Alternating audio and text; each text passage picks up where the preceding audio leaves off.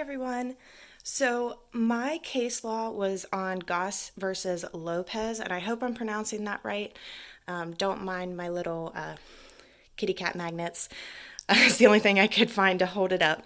So this happened August 16th, 1974 in Columbus, Ohio, and it wasn't fully over until January 22nd, I believe, of 1975. So basically, here's the main facts. 9 students from 2 high schools and 1 junior high school were given 10-day suspensions from school.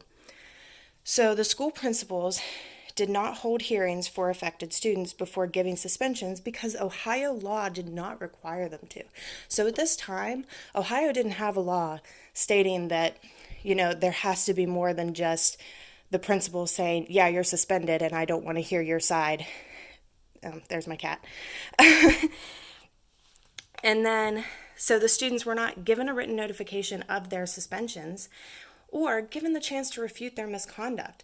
So they didn't care that this Lopez kid didn't even do anything. He was just in the wrong place at the wrong time. A bunch of other students came in and started flipping tables at school in their lunchroom.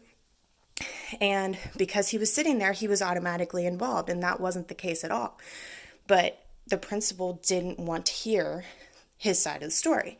So they took it to court. Well, it got sent to the Supreme Court because it was a constitutional question.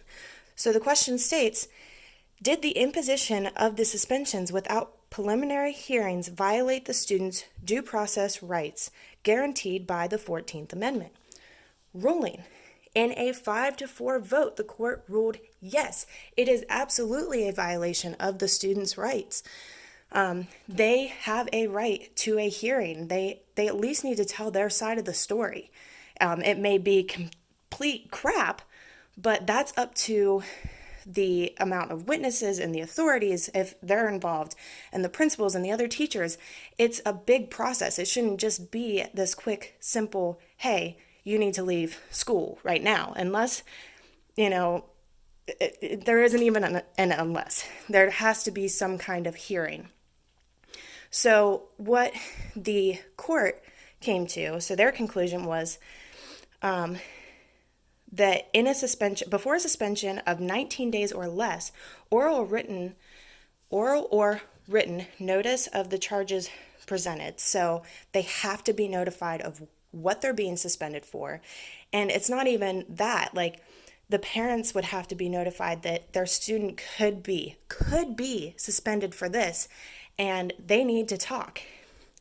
And then in the case that a student denies them, the school must gather an explanation of the evidence from the authorities, or must be given an opportunity to present their side of the story.